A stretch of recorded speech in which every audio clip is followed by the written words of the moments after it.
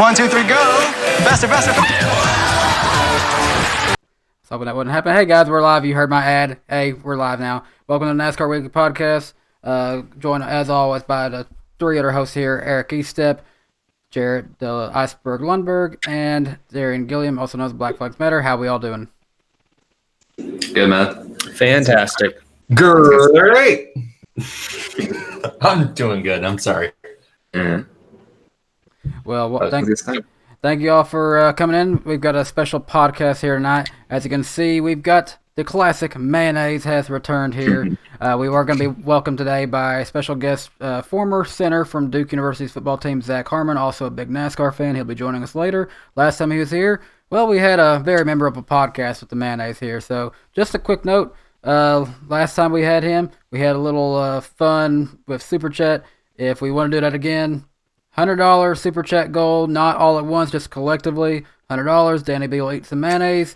If we get up to $250 for some reason Super Chats, well, mayo's going on the face like it did last time. So get that out of the way. Let's talk about NASCAR, though. We had an exciting weekend at Talladega. You stream slut. Exactly. Talladega was amazing. Absolutely amazing. And what I hated about, the only thing I actually hated about this whole weekend is the fact that anytime that there was those few negative people that didn't like the race, they're like, oh, you like it because Chase Elliott won. It's like, I don't know about anybody else here, but I'd say of like anyone on the podcast and generally in the community, I'm probably been the most critical of Chase Elliott. It was a great race. Like, why are we complaining about a great race? It was the best race we've had all season. And in my opinion, it was the best Talladega race I've seen since 2008. So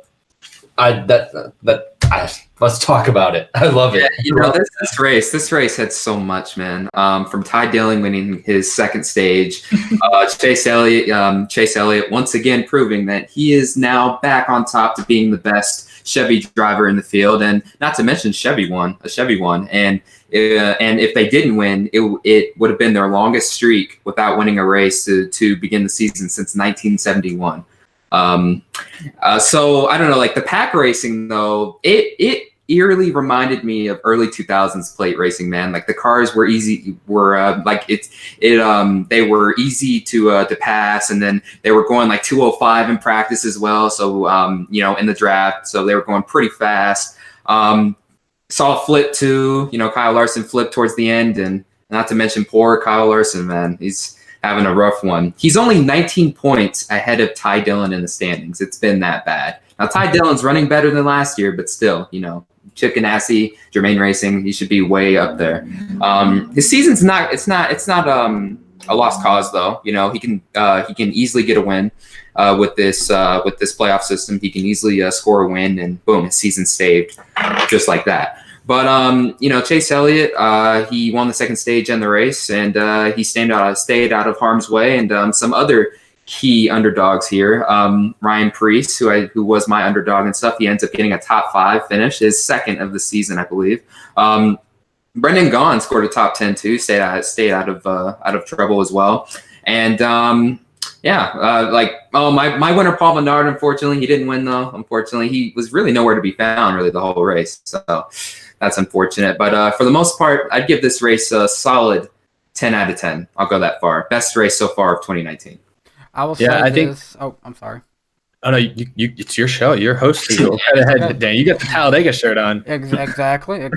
I'll say this. I unfortunately didn't get to watch it live on Fox. I was actually working this past Sunday, but in between times, I was actually finding time to watch it on a computer on the NASCAR website, which I liked. You could actually watch onboard footage. Of course, I was riding along with watching Alex Bowman's coverage, who, gosh, if it wasn't for that caution, like I was sitting there watching because I had no clue about what was happening behind him. I just saw what was happening in front of him, and all I saw was him making a move going into turn 3. I saw he was getting the momentum to it, and I saw the caution lights kick on. I was like, oh my gosh, he was that close. He was that close because I know he probably would have made the pass the way it was looking. But if he has to finish second, anyone, hey, I'm happy it was Chase Elliott. Oh, and also just one more thing here. Greg Galding finished second in the Xfinity race. That was pretty cool. And last but not least, Bubba Wallace. Should I say any more? Go ahead, Eric. Yeah, well, going beyond just like where people finish, because I think most people can agree, whether you're a fan of Chase Elliott or not, seeing him win and the crowd reaction was fun and cool. And Hendrick won too, flashes of the old days at Talladega. So that was kind of neat. But just looking at the racing objectively, I mean, they said on the broadcast in just stage one, we had more lead changes than we did all last fall at Talladega. And, I know last fall was kind of an anomaly with the Stewart-Haas cars dominating, but still that shows you how competitive this weekend's race was. And what Jared said, best Talladega race he thinks since 2008. I tend to agree. It was one of the best super speedway races I can remember seeing. So I don't know. It was just outstanding. NASCAR, we give them a lot of flack for changing the aero package, and more often than not, it doesn't work out great. In this case, with the 9-inch spoiler, raising the cars off the ground, and then, of course, adding even the wicker bills that they did last minute, like every change they made was perfect this weekend. I think we can agree. NASCAR nailed the aero package. Now with Larson flipping, there's a chance they'll go back and change it. Yeah, that's what I was afraid of. I'm afraid of NASCAR making some kind of knee-jerk reaction and changing the whole package. I hope they don't do that though. Yeah, but in a nutshell, this race had everything. It had fuel strategy at the end of stage one. You had people running out of gas trying to play it out right. You had underdogs winning with Ty Dillon winning a stage. You didn't have the big one, but you did have a couple sizable wrecks for people who like that. You had a car flip, and thankfully everyone was okay. So had that spectacle aspect of it that I think a lot of fans, whether they'll admit it or not, do enjoy about the sport.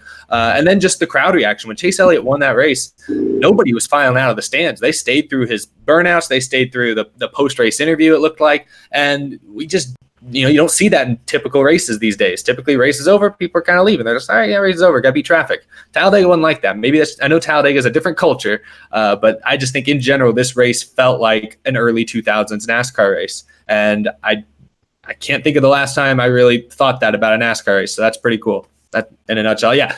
Giving it a score, I gave it a 98 on my Groovy gauge. I guess I'll round that up to a 10. I hate to give it a perfect score because something could beat it. You never know. Something could beat it, but it was pretty good. It was a pretty good race. It'd be pretty tough to beat that race, though.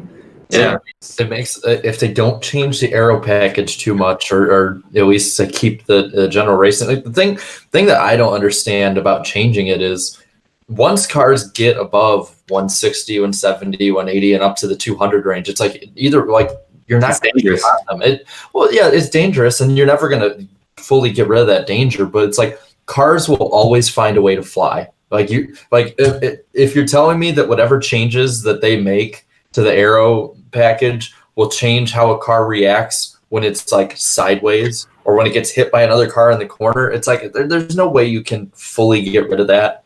So I'd say keep it the same now. It's like if the car just like all of a sudden lifted off, the moment it got a little loose or something, I understand, but you don't need to change it. It's good racing. It's something that brought all the fans together. One freak accident should not change the whole thing when at the end of the day, nothing really bad happened. And that's not even really a freak accident, honestly. I mean, it's just a typical Talladega flip. He rolled and all over the place and stuff in the air and then got out and he was fine. I mean, honestly, I've seen more blowovers from the truck series at super speedways than I have really the other series in the past few years, and not really much has been changed to them. So that's why it's the best series right there. And also the trucks return this weekend, so tune into that. Yeah, I guess some other keynotes here. Team Penske really reminded me of DEI's plate racing from the early 2000s, early on in the race as well. I mean, they were running 1, 2, 3, 4 at one point in the race, with Paul Menard he's basically the fourth Penske car. We already know that. So so it was pretty fascinating to see. And also Kevin Harvick, he had some interesting words too, like after his wreck to Bubba Wallace, according to Bob Cockris. Apparently, Harvick said, I guess Bubba thought he was joking at first. I don't know why, but I guess Harvick's he made some snide comments saying you don't know how to bump draft, huh? And Bubba was brushing it off, he thought it was funny, but then as Harvick was walking further and further away, he realized, he was serious. It was an insult. Come on, Bubba. Come on, man. I'm sorry, but Harvick should not be the one that's lecturing people and crashing half the time. Come on. I seem to remember a race where he intentionally took somebody out. I mean, so I guess maybe that's more calculated than Bubba's bump drafting. But I honestly, with the way this package is and the closing rate and everything, and not to mention, I think part of it was Blaney moving down at the same time. Just the way that they met in the middle. Like, I'm not going to fully put the blame away from Bubba. I think he should have let up. You shouldn't race that hard. Lap 4, I think it was, because he had a good car.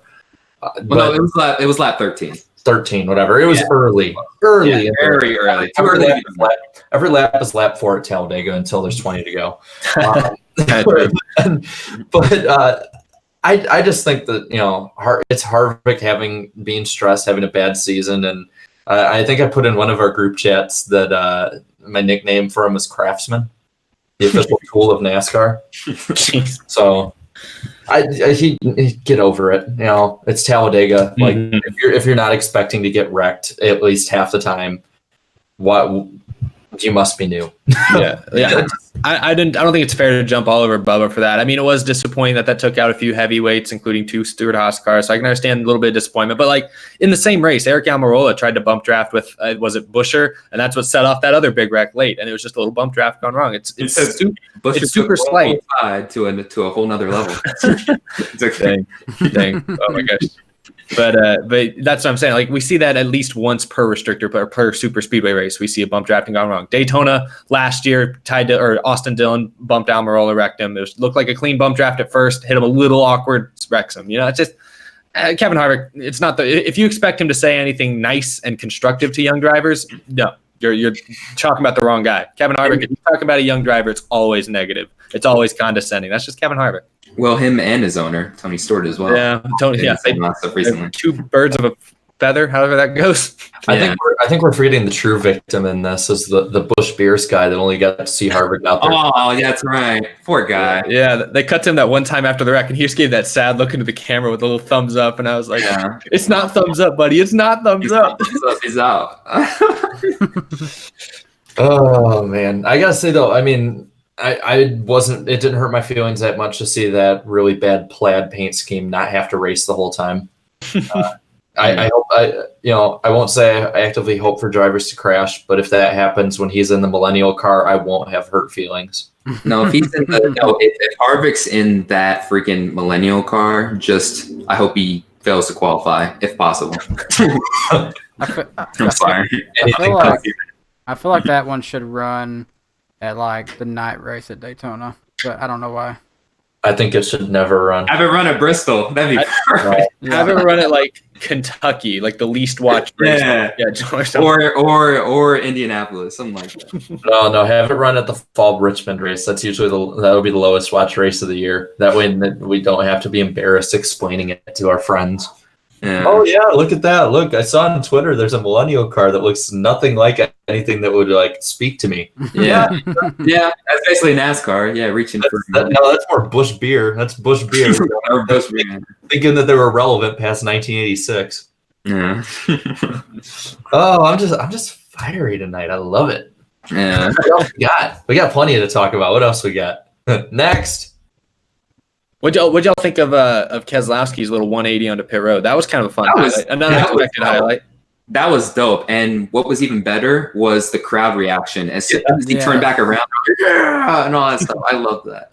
That's pretty cool. I mean, it was perfectly played off. Like he did a perfect the 180 out of the pits back down the pit road. I mean, his pit crew, they just handled it so well. It's like let's just do it. Do they ever practice that though? Do they ever practice that kind of scenario? It's a road course pit stop. Oh yeah, basically, yeah. I know, but no, and I also loved is that David Reagan was like, you know, I don't think he could ever even do that again, even if he tried. And on Twitter, Brad Keselowski responds, "You want to bet?" So challenge for Dober, huh? No, I think he should wait until the Bristol night race when we're all there to see it. And I hope he has his pit right in turn 4. Right in that narrow pit road. That'll be the perfect place to do it. Just right around that corner and then just spin it around. Yeah, he can even get hit by somebody he doesn't like, so we can have a rivalry start up that race. Let's just make the whole thing work. Let's just reignite the Brad and Kyle rivalry at Bristol. Yes. Reignite it. Let's do it. Or Hamlin and Keselowski too. Or everybody in Keselowski. Yeah, this is basically everyone. We'll just make this. We'll just go back and make this 2008 through 2012 again, since that's basically what we did with our plate racing this weekend. Yeah. Super Speedway. Yeah. Let's see. Let's run down. Dave Portnoy. He was there again. I saw, and I saw that he shotgunned a beer with Clint Boyer. Yeah, that's pretty cool. That's pretty cool to see him there. Well, he did that, and then I saw he was also doing stuff with fans outside the track, which is pretty cool. And then on top of that, he was doing stuff on Talladega Boulevard. He was riding in that giant semi truck that carries the American flag behind it, and he announced that his next race is going to be the Bristol Night Race. So what a coincidence! All of Barstool is going to be there. I wonder who else is going to be there. Mm-hmm. I think it was cool. He also had, I think he had Kyle Busch on one of their shows, which is pretty cool. So just good publicity for NASCAR. That's cool. Oh, we got a super chat, man. Perfect. Crafty Harvick. Perfect. Thanks, Iceberg. And thank you, Freedom of Everything. I'm adding that $1.99. It's $2 down. 98 more to go, and I'll eat mayonnaise. Mayonnaise. Oh my God. I'm waiting for that next 100 to pop up like the finale. I was watching that earlier today and seeing your response. And then Eric, you just started laughing. It was perfect. You're laughing. That's what made it. Classic stream memes. Yeah. I know for those asking in the chat, Zach Harmon's supposed to show up pretty soon. He had to miss the very beginning of the stream, but when he gets here, we'll definitely have see what he has to say about Talladega this weekend. But before we do that, I'm sure the people in the chat want us to talk about the broadcast. Everything seems super positive about this weekend, but obviously, pretty much the only negative comments I saw were about Fox's broadcast, the surplus of commercials. I don't know. What do you guys think about that? Speaking of, and just in time. Hold that thought. Hello, Zach. What's up, man? I had a company softball game. I was using my inner Mike Trout, just hitting dingers and throwing people out. But I rushed over here. I probably smell like garbage. I skipped the shower to get on early. So that's a nice hat. Well, nice hey, go ahead. I was just gonna say, hey, we can't smell you on here, so. Yeah. My roommate sure can. So. Yeah, I had to get the hat after the big win this weekend. I was actually at the race. It was incredible. And you were down in the pits too, weren't you? Yeah. It was cool. I got to meet some drivers. Got to talk some shop with a couple of very NASCAR was right on the money with what they did. So. They put on a good show for the fans, and I don't know what you guys talked about or not, but the thing I was impressed with is I think it was just great for NASCAR that Chase did win. I mean, I don't think anyone left the stands. I don't know what you guys saw on TV, but the stands were packed. I mean, it felt like Junior won. It was a good environment. Oh, there was a commercial, so we didn't see it. That sounds because I was gonna ask what the atmosphere is like, because at least on TV that's what we saw. People weren't leaving the stands. They did a good job pumping in crowd audio on the Fox broadcast, so it felt like an old school race. And I agree with, or I don't know if I agree, but I think your statement is more valid than any of ours. That felt like an Earnhardt win at Talladega, which is something we haven't seen in a while in NASCAR. So yeah, well, it sure did sound like it from being there. I mean, it was. I don't think there was anybody sitting down for the end and afterwards. It was really good to see. Yeah. Oh no. Well, we all right before you got on, we were giving our thoughts on just the race in general, and I guess from your perspective, like the package, I know they changed a whole bunch, had those huge spoilers. Like, do you think NASCAR got it right, or did they get it super right with this package? I wouldn't say they got it super right because I don't like the spoiler. I obviously I think it's a short-term solution until the next generation. But for what they did with what they had, I thought it was pretty spot on. I don't know. Again, I don't know what was on TV, but just mid-pack, there's just so much movement. I saw Ricky Stenhouse go from back of the pack to the front.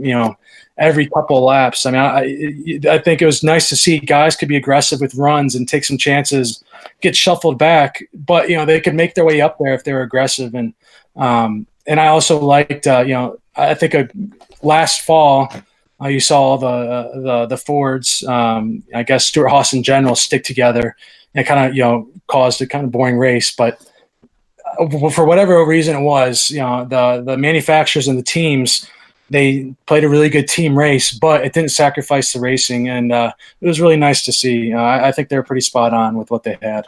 Well, that's another negative I was seeing on Twitter. Like some fans were like, "Oh, manufacturers shouldn't like be working together like that." I don't know. I really don't see a problem with I don't either.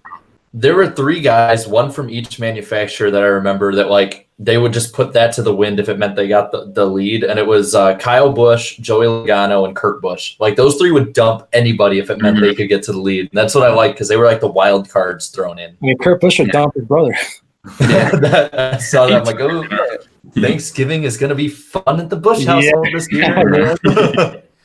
I mean, it's different in NASCAR where it's just like, hey, we'd like to try and work together, but it may or may not work out. Versus like, what was it? I think last year, Formula One, or maybe it was earlier this year, they legit, I don't know what team it was, had team orders where they let the guy who was leading, they told him to pull over so the second place car would win the race. Yeah, F1 has heavy team orders. Like that's like, I don't know. I mean, I'm sure Formula One fans, it's normal for them, but for me, that's just like literally giving up the win so your teammate you've outperformed all race long can win that's ridiculous. I don't like that. I remember in 2014, I had some Jeff Gordon fans mad at me for being a Junior fan because why didn't Junior give Jeff the win? There's no team orders. There's no team orders. Yeah, it's like that. That's just not NASCAR's DNA. You know? Yeah. You got to earn it. Yeah, I'm sure that in the future that there is going to be some brand new team who might go that route though. Maybe so. There's probably always somebody who's going to try and push the envelope on whatever they do. That's, but sort of going back to the broadcast, I know I might get a little heat from some people in the chat I saw earlier, but I absolutely hated it, the broadcast style. I hated the fact that when they did have a lot of those commercials over like green flag pit stops and lead changes, it's like, you're telling me you can't wait 10 seconds until the lead change is over kind of thing? Or it's like green flag pit stops. You're telling me you couldn't have went over the scanners and timed those commercial breaks at a different point? It's like, come on, guys. Fox has dropped the ball over the last few years. It has nothing to do with the on-air product really of, Mike Joy and Gordon, and even DW wasn't, he even was a lot better this weekend. But and I won't give the camera guys crap either about missing the flip. They were told from the tower, like, watch the finish. We're coming out of the finish, all eyes to the front kind of. So I'm not going to blame them at all. I don't think they deserve much crap from any of us with that. But I will say the people that were timing out the commercial breaks could have done a lot better. I don't know. Like, I have mixed feelings on that. Like, I mean, it was obviously annoying that, there was a ton of commercials throughout the whole thing.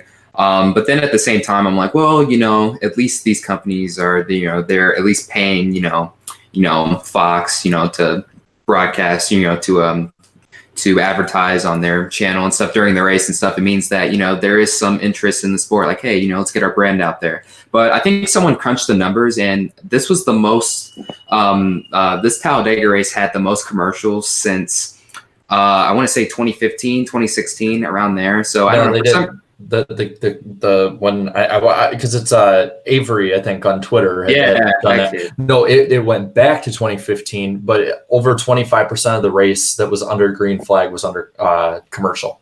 Yeah, I don't know. That just seems like a bit much. I don't know. Maybe if we can at least try and cut that down to like maybe 20. I think what they should do is do what they did in the early 2000s if you're going to go back to it, and just have a lot of those ads on screen during the race. Yeah. I mean, that's what I was thinking. I'll applaud, though, NASCAR, this isn't so much a Fox thing, it's more of a NASCAR thing, but like you can go online, like this is what I've been trying to tell people, like if you have like a laptop, like I usually do when I'm watching, go on NASCAR.com, you can, especially for the restrictor or the super speedway races where all the cars are in usually one shot together, you can keep watching the race under caution. So there was never a moment in the race that I wasn't able to watch. Now, obviously, the commercials were heavy. I warned you guys last week because last year's Talladega race did the exact same thing. It was the most commercial heavy race of the season because they sell a lot of ad space for Talladega. I think the biggest issue, I agree with you, Jarrett, the one green flag pit stop, it was actually the one where Keselowski went sliding into his box. That one was just poor planning. Like, they usually have that planned, and they're listening to scanners. They know about when green flag stops are going to start, and they know when to time the commercials. That was on Fox. That was a mistake. But in the other cases, like the first wreck, missing that, every single race, I don't know if you've noticed, on lap 10, they go to commercial. Every single race, except maybe like Bristol, they'll wait till 20 or 25 because it's so short. But like every other race, lap 10, they go to commercial. It's just unfortunate that the wreck happened on lap 12 or whatever, lap 13. I don't give him too much flack for little things like that. But the green flag pit stop in this case was a big mistake. I thought the drone camera was completely useless. I thought they did something really cool with that. They did nothing cool with the drone camera. I mean, they didn't even catch Larson's flip like in its. Did they do anything? It looked like just any other camera, and so I was like, why'd y'all need to invest in this fancy drone for that? But anyway, overall, I think it gets more heat than it deserves, because at the end of the day, they have to make their money. They're not getting, when they signed on to this multi-billion-dollar deal a few years ago, they thought they'd be getting more viewers than they are. So they have to sell as much ad space as possible to make up that difference, I'm sure. So I'm not going to hate them for making their money and continuing to broadcast our favorite sport live. I do wish that they, in a couple instances, planned it better. I guess that's all I'd say. Yeah, maybe they practice good business. maybe this will encourage some more people get put their butts in seats. I mean, yeah, because really the deals is what's keeping the sport afloat. So they got a piece to, in that aspect. But you can see everything when you're there. I'll attest to that. I like in the chat, not the ends comment. He says the drone camera should have been used for pit stops. I would have liked that. Having going down the road under caution and seeing all the pit stops. It'd be like a during the race grid walk.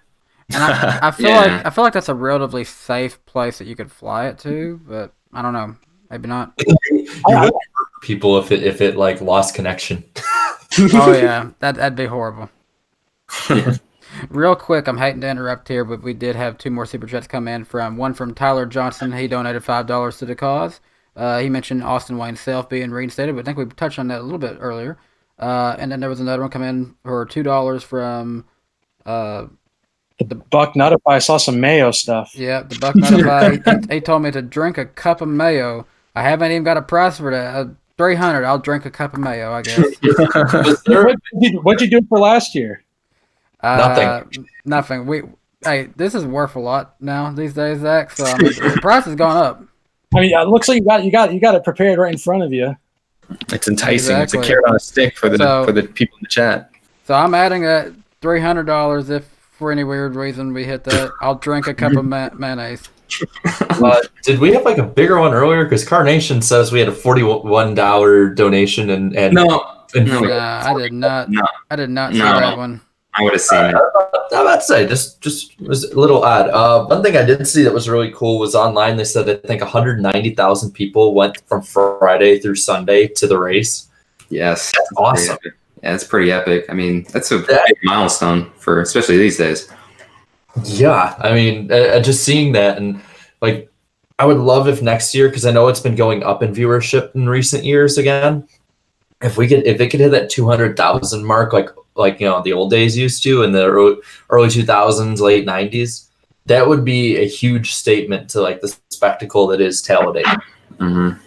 That'd be pretty awesome. As far as butts in the seats, like Zach was talking about, the ratings came out, and the most watched market was Birmingham, Alabama. I think it scored like an 11 rating or something like that. Don't start with that blackout crap. No. I'm saying no. Like the thing is, like on Twitter, somebody else they mentioned like, oh, like we should have blackouts. Like I don't get the whole logic of that. At one time, I'm not doing that again. Yeah, I don't know what the whole deal is with some of you guys talking about blackouts or whatever.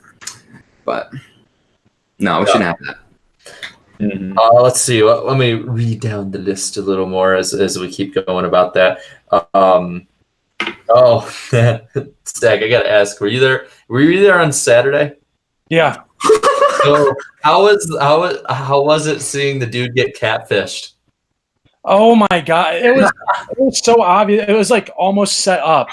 I didn't know if the track set up for some comedic relief, but it was. Man, I felt bad for the guy. I was kind of hoping, what is his name? Omar. Omar. Yeah. Put on the broadcast. No, they didn't put it on the broadcast. It was on Twitter though. It went so far on Twitter. It didn't have to be on a broadcast. It was a classic catfish episode. He's like, she's so beautiful. Have you met her before? No, she meet me today. I can't contact her. She's the most beautiful girl in the world. Like, dude, oh my God. That honestly, the good part of it was the most exciting part of the race. The racing was good, but this was just hilarious. The worst part, it was at a freaking Xfinity race. It wasn't at a Cup race. I know. Across the country, yeah, my goodness. Hey, at least whoever it was nice enough and didn't make him spend too much money for Sunday tickets. So. Wow. How romantic at a NASCAR race, though. Speaking of romantic NASCAR races, I just bought my 3-day tickets to the Homestead weekend during my honeymoon. So honeymoon and Homestead. Was that your idea? Was that your idea? Yeah, because that sounds like fun. It was both our idea. We both, okay. We both been in agreement that we want to do that. That sounds fun. Cool. Yeah, Get to see the last championship race at Homestead. Yeah, I know. So yeah, it's pretty awesome. You found the one. That should be like one of the all-time greatest Homestead races too. I hope it is. I hope it's just down to the wire and a good champion. Because it actually, I'll tell you this, it ended up not being too bad for considering what all we're getting with this. We got tickets for 3 days. We're sitting kind of right where the exit of pits is. We can see the start-finish line, and we got tickets for Truck Series, Xfinity, and Cup Series, and then we also got pre-race pit passes for Saturday and Sunday, and our tickets can actually get us onto the track after the race, for championship celebration. And I think it was under $400 for all that for 2 people. Wow. That's pretty cool. And people complain that NASCAR's ticket prices are going up. I don't know. Well,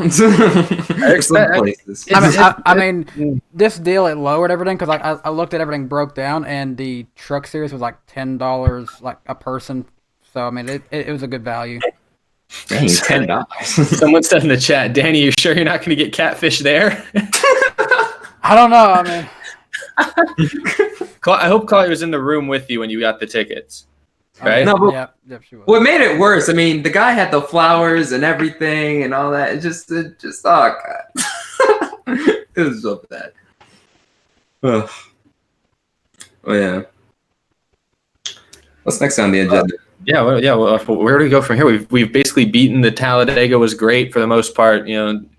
Well, I have to ask. I thought it was interesting. This isn't a question, I guess. This is more just an observation. I want to get you guys' opinion. Usually when they run ARCA at Talladega, I expect that to be the most entertaining race of the weekend, just for comedic purposes usually.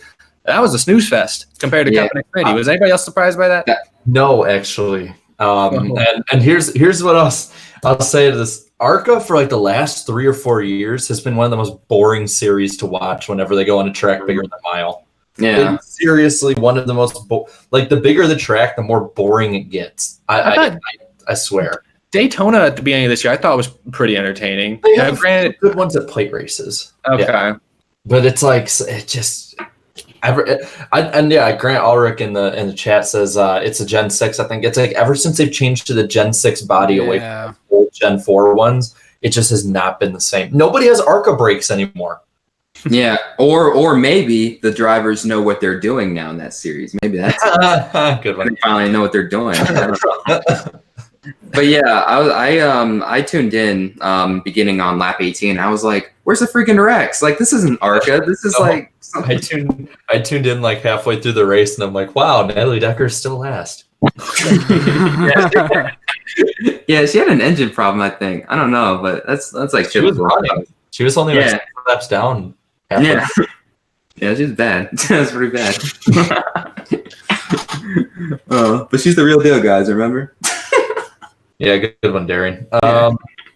I just realized I have a bunch of different things that popped up this past week, for Dale Jr. segment. Should I just read off the Dale Jr. segment apparently? Because those are a bunch of things that popped up. Yeah, go ahead, man. All right. So, in a very odd turn of events, Dale Jr. is now on the NBC Kentucky Derby coverage. He's America's brand new house guest. He's welcome anywhere. Can horses pull off a side job? I think so. I don't know. We'll have to find out. Von Miller or something's also. So the Kentucky Derby broadcast is gonna be weird. Apparently. Von Miller with the Kentucky Derby. Oh, yeah, that's random. That will be fun. I heard some representatives from PETA is going to be the sideline reporting. So let's see how that goes. We don't want animal cruelty, but we'll take your Chihuahua away from you. Dale Jr. also had John Force in the Dale Jr. download. I love John Force. Holy crap, that dude is one of the most entertaining people to ever live on this earth. Like, just like, what do you call it? A shout out to the amazingness that is John Force. Please watch that. That's amazing.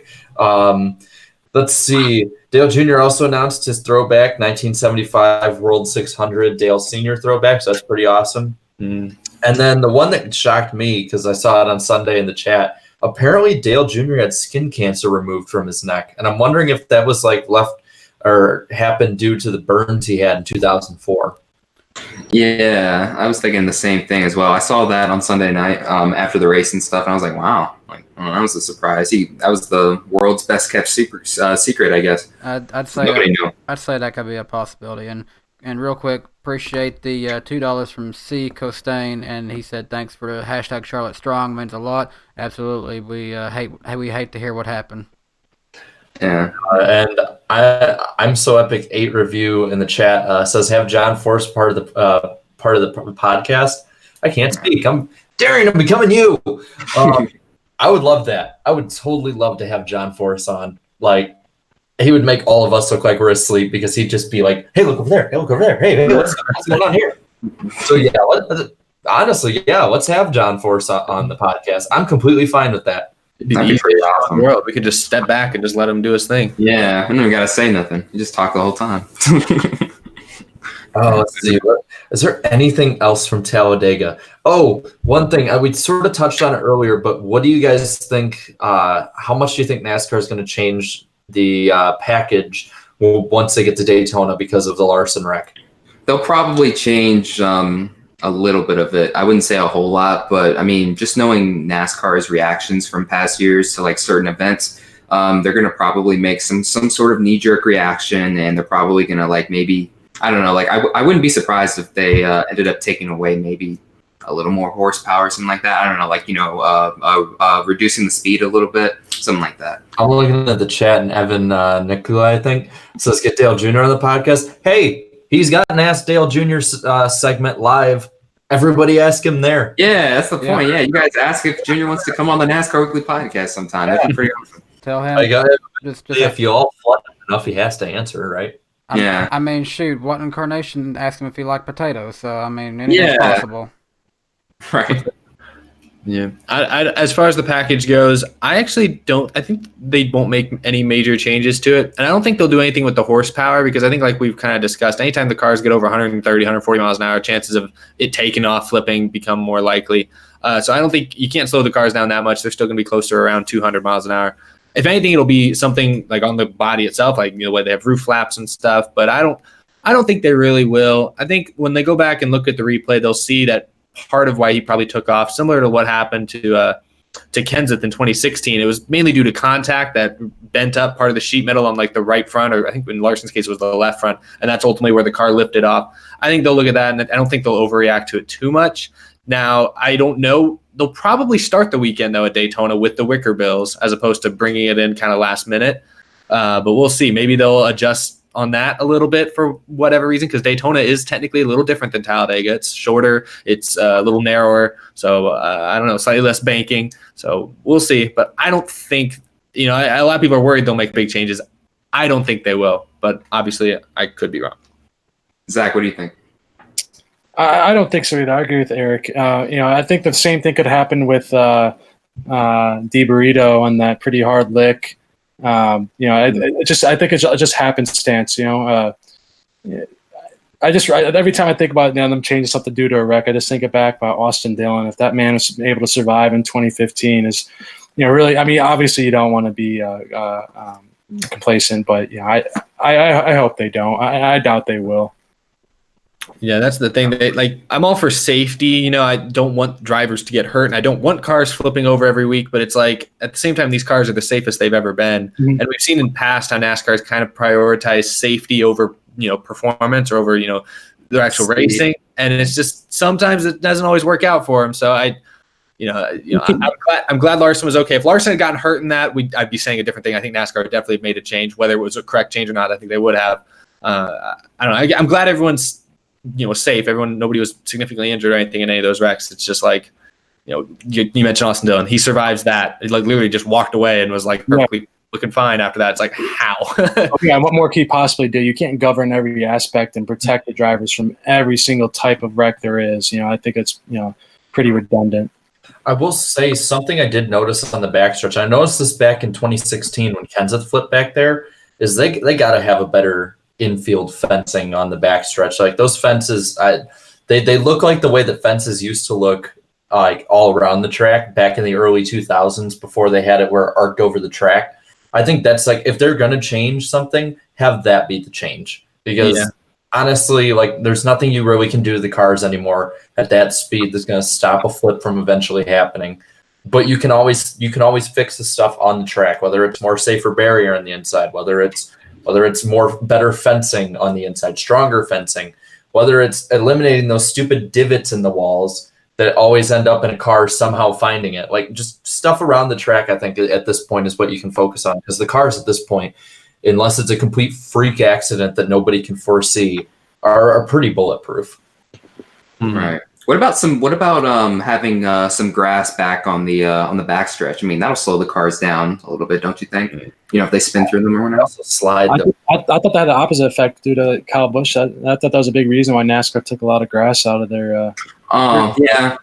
There's less traction there. Like drivers often, hit the brakes sometimes when they spin like that. And I think if you're on grass, it's not gonna catch as much. Yeah, and obviously, if you hit the grass awkwardly with the splitter the way it is, assuming they keep a splitter kind of like this for the coming years, you always have that possibility. I remember the Texas and the trucks a couple of years ago. Guy wasn't going that fast, maybe 120, slid into the grass. Peters dug into the grass and just went like the slowest, weirdest flip into Texas. And I was like, it's just because he dug into the grass. Yeah. Which I'm trying to remember 2009 when Ryan Newman had his blow over there at the fall race. I can't remember if he was sliding through the grass when he went over or not. I don't think there was at that point. No, I think they got rid of it. Mm-hmm. Yeah, I believe they got rid of it. They got rid of it, I think, with the repave. And then they got rid of it in 2000, sometime in the early 2000s. But yeah, as much as I love grass at racetracks, if it's not like on the front stretch and essential to marketing it, they probably should get rid of it. Good point. I heard they're gonna put a lot of grass down in the front stretch at Dover, so let's see how that works out. Grass at Bristol. Let's do it. Oh God. Well, you did that last year. They play tennis on grass. Why can't we race on grass? Like race on dirt, race on grass. Oh my god. Now you're thinking, Eric. Racing on grass. Here we go. And how long does it, until it becomes mud from grass? It's an investment. You got to replant it after every race, especially if you have 3 in one weekend. You got to replace it overnight. Get Tony Stewart to manicure it. This is how we fix NASCAR, guys, and we're gonna get Scots. They're gonna join back up NASCAR as a marketing program for this. We race on grass, and then it becomes dirt, and then we'll just repave and be back to normal. What about turf? Yeah, I was about to say, what about turf, man? Well, like Larson fans saying, let's race on ice. I like that idea. Nice. I mean, living in Northern Illinois, you basically driving in general is basically racing on ice, especially like November. I don't know if you all have ever seen it or not, but there was a video one time of like 4 sprint cars actually raced on ice, and I couldn't believe it, but it looked awesome. Ultimate Dragon 23 says we have something like for that. It's called lawnmower racing. That's an actual thing. I didn't know that was an actual thing. Yeah. Actually, Bobby Dale Earnhardt, that's his actual name, races on tractors. Really? Oh, man. That's serious. I'll tell you what. Let's go to the next thing. But while I'm looking for it, while I'm looking for this, like we can talk about the next thing. But yeah, let me find a picture of that. But next topic. So did you see that Austin Dillon was penalized 10 points and his crew chief was fined $25,000 and he lost his he lost his car chief. And while I'm looking up tractor races, the first thing that comes up is tractor races near me. While you look that up, as far as Austin Dillon, Jared's found hot tractor races in your area. Sorry, one second. I'm going to share a screen on this one. This is good. This is good. I got you. Oh my gosh! All right. Let's see it. Let's see what he's Can't got. wait to see this. This one isn't what I was thinking, but I love it. It's a John Deere. Oh my God, that is awesome. It's a John Deere tractor. Where's the actual? This is actual tractor racing though. Oh, okay. I think I might have seen that before then. All right. Lawn tractor racings. Why can't Fox broadcast that? Let's like get it on TV, you know? They're actually promoting it as Redneck NASCAR. Come your way. I mean, can we get like can we make this the new like prelude to the dream? Get actual Cup drivers to do this. Oh my gosh, this is amazing! But yes, there's actually an wow, that's something. I've seen my that. God. I've seen that. It's tractor pulling. Yeah, I've seen that. What I've seen. This is the kind that Bobby Dale Earnhardt does. That looks intense. Yeah, can you? Obviously, the Intimidator tractor racing. Is he the Intimidator there? I'm not sure. I haven't heard anything from him for a while, but I got to say, like, that would be terrifying to be on. Like, if you screw up, it's like it's not like IndyCar where at least you have something around you when you screw up, and it's like no, you get flown and run over by tractors. Oh yeah, no, you get flipped. Well, how fast do they go? Pretty fast. Pretty fast. Okay. Oh wow. But yeah, It's crazy. as far as Austin Dillon's penalty, I don't know. Like I felt like that stuff on his car. Like what was it for? What was it for again? I didn't even see. No one really specified what it was for. To be Was it honest. the roof flaps? I think it was something to do with the roof. If it was something to do, the team modified the roof to a certain way or something like I that. saw something where it was like the crew chief, or like Danny Stockman was trying to defend it as a like, what was it? Deck lid. That's what it was. Deck lid, yeah. He said something where it's like they knew they were going to have to change it, and so they were trying to be proactive. And when they went to change it, NASCAR was like, "Why you change it?" And then they're like, "Oh, you have illegal deck lids or something like that. We're confiscating that." That's how it sounds. So that's how they were defending themselves. I mean, a 10-point penalty is not that big a deal. I think it's just kind of learn from it. I mean, it could be later on though. It could be later on. I'm looking at the points bubble right now, and they moved them from 13th to 14th. Which, by the way, Ryan Newman is 13th in points right now. Attaboy, because that team is hot trash. But Ryan Newman moved ahead of him because he was originally 19 ahead of 17th place. Now he's only 9 ahead in 14th. It's actually kind of funny. Other than Chase Elliott, he's ahead of all the Hendrick guys. Jimmy is 16th. That's not really hard to do nowadays. But yeah, Austin Dillon, I don't know. I feel like that could come back to Harmon later on in the year. I mean, you never know. I mean, he's 14th in the standings. You know, could have a couple bad races here and there and stuff, and then once we hit Richmond, or no, not Richmond. I'm sorry. Once we hit Indianapolis, I mean, he might be in a whole win scenario or something like that, or he'll need those extra 10 points and stuff. Though, if I had told you, now I'll read off some of these guys. If I had told you before the season that Daniel Suarez, Ryan Newman, Austin Dillon, and Alex Bowman would all be ahead of Jimmy Johnson, I still think, even with how Johnson did last year, that would seem crazy. All those guys would be ahead of him. Not Suarez to me, not Suarez and Dillon, but Newman. Yeah, I thought that would be a little bit crazy. Just with that team, I don't know. The 6th team was never terrible, but like Ryan Newman, I feel like he was going to be a very serviceable driver, but to be up in 13th in the standings, that's pretty impressive for that team. Where's Stenhouse though? Where's Stenhouse? He's 20th minus 15. Yeah, get him out of there, man. I mean, if no one's showing him up, man. Ahead of Kyle Larson. Ah, yeah, good point. Kurt Busch showing him up. William Byron is ahead of both Stenhouse and Kyle Larson. He's 19th in points right now, only 12 behind Johnson. Did you say Alex Bowman's 15th? Yep. That's crazy. That is crazy. He was 21st literally before this race, and then I think he finished 2nd in every stage and the finish, so that's all those points right there. Just like that. And I mean, last week how important it is. Last week we were talking about, Byron, not Byron, excuse me, Bowman. Oh, he's on the hot seat. He's on the hot seat there. I don't know. He might not be back, Hey, it's still a long way to go either way on that argument. But, I mean, I wouldn't. The thing with Bowman is I think he's got nationwide with him for quite a number of years, actually. So I think he's actually good. See, I'm wondering if that's if it's similar to Gibbs, because I was thinking about that today. Is the sponsorship of Nationwide and FedEx with Hendrick and Gibbs? is that with just that they're loyal to the driver, or is it they're loyal to the team? Because both of those sponsors have been with separate drivers on those teams before. So I'm just kind of throwing that out there on the. That's why I'm. Deal. Yeah, that's why I was saying like, oh, Bowman might be on the hot seat. I feel like Nationwide's more loyal to the 88 team rather than Alex Bowman himself.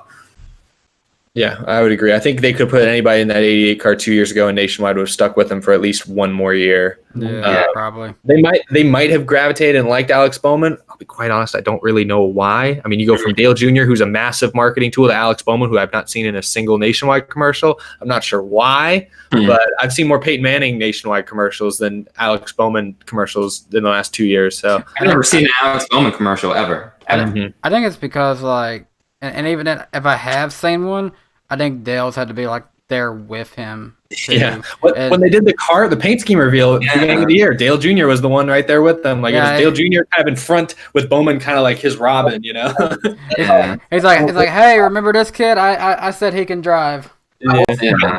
That's the same thing they did with William Byron too. William Byron was sitting there second fiddle to his own paint scheme reveal that day with Jeff Gordon. I'll say this: I think that both Byron and Bowman need to be watching out because Exalta, I can only see them really wanting to pick one of those in the next few years. Yeah. I don't know. So I wish how other sports will reveal like top jersey sales, and I guess NASCAR does that with diecast, but I would like to see a more well-rounded like merchandise sales. Like which drivers sell the most merchandise? Because I'll bet Alex Bowman's in the top 10. I'll bet William Byron's in the top 10 most merchandise sales still today, even though they haven't really been great. I think it's just the brand, the sponsor recognition, the paint scheme, and everything. I'll say this: if you go to your nearest Walmart or Target, as sad as it is for me to say, there's a chance you're probably going to find an excess of Alex Bowman NASCAR Authentics because they're the ones that don't sell that much. Yeah. Or they sell the most and they just overbuy them and get way too many in stock. I do see a lot of Alex Bowman. I kind of think it's the other way around. Maybe. Yeah, I doubt it. I don't know. As far as like, we're talking about, Hendrick, like, drivers on the hot seat, like who would be their replacements though? That's the thing. I don't think Hendrick Motorsports has any, real studs in the pipeline, if you know what I mean. Maybe. Well, yeah, but like he was there though, but like now he's gone. You know what I mean? Like, I don't know. And then even anyone really, because if Gibbs doesn't find a way, whether it's with Levine Family Racing or themselves, get Christopher Bell up there. If I were Christopher Bell, I'd be like, screw you. I'm good enough to race against any of those guys up there. And if I were Hendrick, I'd be sitting there like, hey, buddy, we got a nice pile of cash right here sitting for you. Like, come on and race for us. We need someone good driving our cars. Like, yeah, you can't do it alone. Some of the guys they have in the pipeline right now. Gregson, and Michael Annett. I don't think he's ever coming back to the Cup Series. Justin Allgaier, I feel like he's content just staying there as well. I see in the chat some people they're saying Brett Moffitt. He is a former Cup Series Rookie of the Year though. You know, sponsors. The Rookie of the Year hasn't meant much. Kevin Conway won Rookie of the Year in 2010. So then the best thing he was known for was a sponsor.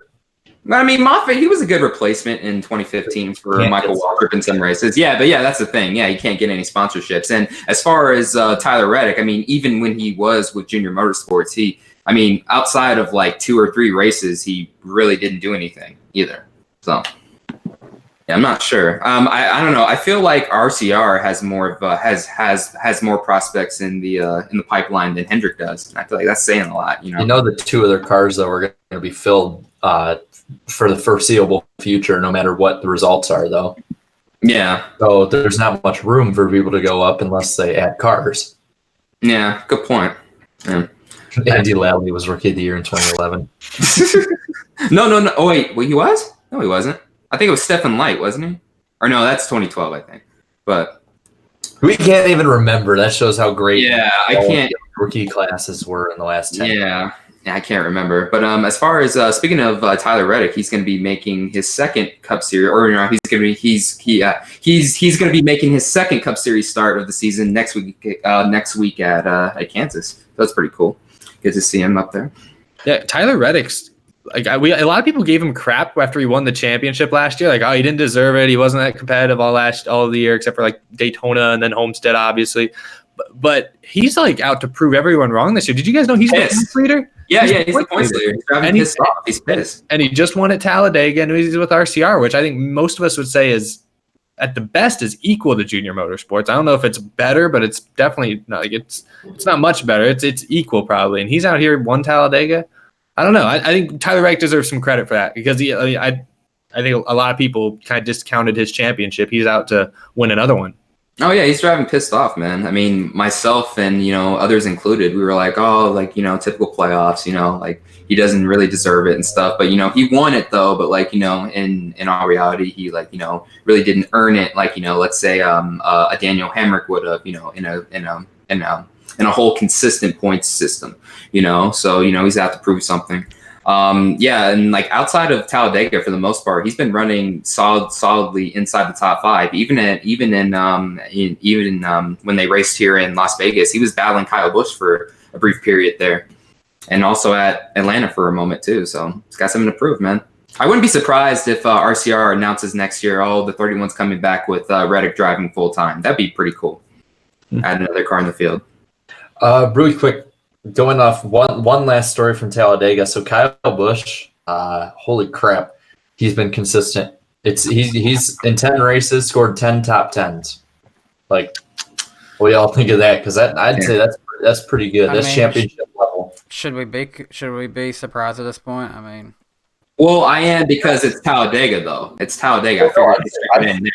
I'd say yes, just because no matter what series it's in, and no matter what driver you have, 10 straight top 10s is a pretty incredible feat. How do you not get caught up in a wreck in one of those 10 races? I mean, I think he is so impressive with driving on the edge, no matter if he's 3 seconds to lead or making his way up from starting in the back. I think about the Texas race earlier in the year. He had a pretty solid lead, and he had that little slip up late in the race. He's always, putting that car to its limits, and for him to keep it clean 10 races in a row, I think that alone is pretty impressive.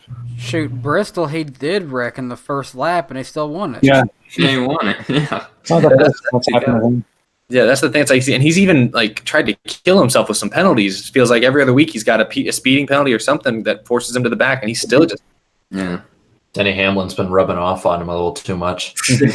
Speaking of Kyle Busch, we'll transition here. So I saw this on Reddit earlier. So Kyle and Samantha Busch helped turn the Charlotte skyline orange during Infertility Awareness Week. And that just comes right after last week when I think they donated $20,000 to a family to help them with the same problem. It's like, Kyle Busch right now is just on all levels, both off the track, on the track, is just exceeding everybody's expectations that were already high enough, Why do people hate the guy though? Like, other than, just like, I don't like him on the track. Yeah, on the track, I guess. But like, I don't know. Like, I feel like some fans go too far with that mess. I mean, that's just take him off the track and stuff, and he's a great guy, obviously. I'd say it's just fans in general. You see it in every sport. I mean, I don't think all Raiders fans are horrible, even though people get stabbed at Raiders games every year. Yeah, they're coming to Vegas too, so yikes, better watch out. Buddy. Yeah, because you're a winning team, they don't. Yeah, so they'll probably come after me for that. But Kyle Busch, obviously a very exceptional person. Yeah, I see. I'm looking in chat right now and stuff, and people, they're bringing up old events that transpired throughout his career, Texas 2011, and some other things and stuff like that. I mean, but just on the track stuff. But I mean, off the track, nah, he's all right. Going back to his point standings too, really quick. I just looked it up because I was curious. I knew it was close. Joey Logano is only 15 points behind him in the points lead because they have the same number of top 5s. But I mean, Kyle Busch killing it on the track, off the track. He's always done good things. I've never had bad things to say about him off the track, and I think even on the track, I think he exaggerates for. It's more played. It's more played out. It's more. Yeah, I mean, obviously he's made some pretty dumb mistakes, but he hasn't really made too many of those in the last couple of years. So. Eventually it'll fade. It's one of those things Kyle Busch will be looked back on in 20 years as one of the greatest drivers ever, and that'll be it. that'll be his legacy more than most of his other shenanigans. Yeah. Speaking of Joey Logano, so he was at the White House and they had him. He was all over Twitter today, so that was something. It's good to see NASCAR still on that big stage when it comes to that kind of stuff, because I know that there's always all the big sports, man, should go there, whether it's NBA, NFL, whoever. And that kind of got me thinking, of the ones that you guys can like sort of remember or see from, like, what were some of your guys' like favorite times where the champion went to the White House, or like the chase drivers? Because I remember two in particular was, I think, 06 when they went to the White House, like all the chase guys. And I found it so funny because it's like you see, W. Bush in the front, and then all the drivers are like in shades and suits and everything, and they all look like Secret Service guys. Or that, I think it was it 2009, I think, was when Jimmy Johnson went and basically just, like, gave Obama a tour around his car. Yeah, I think '09 was my favorite because that was Obama's first experience doing it, and they had all of the chase drivers there. When he started up the engine with when Obama was right there, I found it so funny because you just see his face go, "Whoa, that's an engine." Like, can this be my Secret Service car right here? Might attract a little too much attention, Mr. President. Get away from anyone. Yeah, that's true. I don't know. I can't really pinpoint a favorite moment and stuff. I know that some presidents, they've gotten race suits, though, whole race suits. 2005, after Tony Stewart won, President Bush got a whole race suit, from Tony Stewart. Said Home Depot on it and everything. But yeah, that's a memory right there, though. Like I had totally forgotten that all 10 or 12 chase drivers would visit the White House. Yeah, I totally forgot about that. Now, Yeah, I must ask, was there fast food? Oh yeah. Yeah, well, I wonder what fast food would Penske have? That's a good question. And then what was it? Somebody put on Twitter, they showed Penske at the podium with the presidential stuff in front and said, he looks really good right here. And I think it was David Land and said, sorry, but with his stance on the 25-8 rule, there's no way he's president. So that was pretty cool. Yeah. It's good seeing them on a national stage, no matter what it is.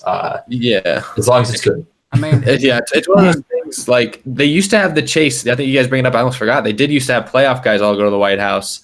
That's kind of gone away. So, but it is nice that we still get that national recognition, because at the end of the day, I mean, NASCAR is still the most popular motorsport in the country. So I know. I think it was weird. Truex went last year, but the year before, 2016, I don't think Jimmy Johnson went. I don't think he was even invited. That was like the turnover. I think it was Trump still in office, but I do think it was interesting that when Jimmy didn't get to go, and I don't remember if it was because he wasn't. I don't think it wasn't that he wasn't invited, or I think he wasn't invited. I just think it was like lost in the shuffle. Mm-hmm. I was like worried. I was like, oh gosh, is NASCAR never going to be? Is this like NASCAR really falling off the face of the earth, falling off the map? So it's nice that at least the last 2 years, Truex, Logano, and it was weird. Yeah, we're seeing Roger Penske up there too. Anyway, it was cool. Shifting a little away from the Cup side, so Austin Wayne Self, Jeff Gluck reported, I guess completed the Road to Recovery program already. That's the fastest I've ever seen or heard of any driver completing it. Because I want to say Allmendinger took like 3 months, and everybody was like, "Wow, that was really quick. Like, he must not have done anything wrong." And it's like, and Mayfield still hasn't completed it yet. So I'm like, what was it? Did they like find weed or something? Like, I think so. I believe so. He partied way too much, like it was 99. Yeah, Spencer Gallagher levels of partying there, but good to see him, learn from his mistakes, and wish him nothing but the best on the track. So be pretty cool to see what he does. Let's see. There is one topic I wanted to bring up, and we talked a little bit about some merchandise stuff earlier. Well. Lionel Racing has unveiled a new item that they wish to sell. And when I first saw this, I was like, is this 1 month late for April Fools? Did they schedule things out wrong? I mean, what happened? No, they're actually serious. They're producing 1/24 scale Bluetooth speaker diecast. Thanks. I hate it. Did you guys watch the introduction video of it? No, You guys have to watch that. They are presenting it as if it's some groundbreaking technology. They're changing the landscape of diecasts. I thought it was a joke, honestly. They said it's exactly. It was so over the top that it seemed like a joke, and then they say, "Oh, it's a speaker and a diecast." What's that? Who asked for that? You got blacked out windows on it. It just on the commercial, you say you can answer your phone calls or listen while you're doing work. I'm like, dude, no one wants to do that with those.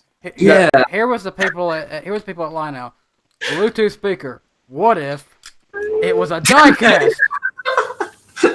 I have some people walking down the street with an old school boombox, just oh yeah, this is how's it going, Steve? How's it going, Steve? Yeah, just chilling. I don't know. Imagine bringing a girl home and you try to get some good music on. You play it through your 2019 Austin Dillon diecast. It'd be cool if they could merge an Alexa or something like that into it. And so instead of saying, "Hey Alexa," you said "Hey Joey." Hey Jeff. Honestly, that's not a bad idea. That would make it a little more interesting. Yeah, I don't know who asked for this. I can't say it's a. I don't hate it. Yeah, I'm not offended by it. I'm hey, hell, depending on the price, sure. I mean, if I'm gonna get a diecast anyway, I might as well get one that can play some tunes. But I don't think it's gonna sell well. Ultimate Dragon says it'd be better to make a 124 diecast USB stick. I think they do make those though. One second, I think I actually have. Well, not that 124 size, but I do have a USB stick that's Dale Jr.'s 2008 car, and the hood comes off, and that's where you plug it into the computer, and it's I can't remember where I put it, but I have one of those, and it works just like any other. I do. Ultra Racer Plays says it costs $99. I don't know if that's true. Is that how much these diecasts are going to cost? I hope not, because I'm not going to pay. There better be some Bose speakers in there. Yeah. Exactly. Some JBL speaker quality. I do want to show you this though. This came from a Facebook group for a diecast discussion, and they did this actually 10 years ago already. Wow. No, exactly. That's my point. They act like it's a brand new technology on how they. I encourage you guys to watch that video. It's it's ridiculous. They're saying in the chat, it's $99.99. Oh my gosh! No, I'm I was saying maybe it'd be nice just to get one, but gosh, I can't justify $100 for that. Where does the speaker come out of? Does it come out of the windshield? Yeah. You know what? It's on the bottom. Danny, you could get it. If people donate $100 for you to start eating mayonnaise, you could actually buy that. You're right. You're right. If someone would just pay me $100 to eat spoonful or two of that, I could buy one. Here's the thing we're not considering though. A lot of times Bluetooth speakers, you get a good Bluetooth speaker. I mean, I don't know if it's you can probably get a good one for less than $100. But at the end of the day, if you're saying, "Hey, I'm a NASCAR fan, I need a Bluetooth speaker," and you're like, "Oh man, I really like that Martin Truex Jr. paint scheme," why? What's stopping anyone from getting a NASCAR? Assuming it's good quality. That's good quality. Yeah, it is a novelty, and it's going to add to people's collections regardless. I mean, I think people are huge fans, and because I remember my grandpa used to have all sorts of NASCAR knickknacks. I mean, he used to have diecasts that were just little chocolates wrapped in the paint schemes, and just anything that they can brand. I guess go for it. This is something I'm adding it to my Christmas list.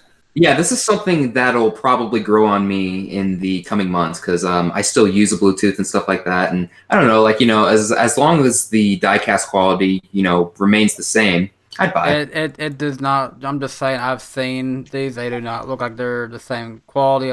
They kind of remind me of Walmart diecasts that they just ran electrical stuff into it to make it Bluetooth. Yeah, I get why you have to and black. The actual speaker part of it is underneath the bottom of the chassis. So I'm scared it's going to sit there and be muffled even. It's on the bottom? Yeah. Yep. What? Okay, never mind. I'm not getting that. It's going to be muffled. No, I'm not getting that. Sorry. You can always put it on its side. NASCAR needs to get the cars off the ground so the speakers got a little more room to breathe.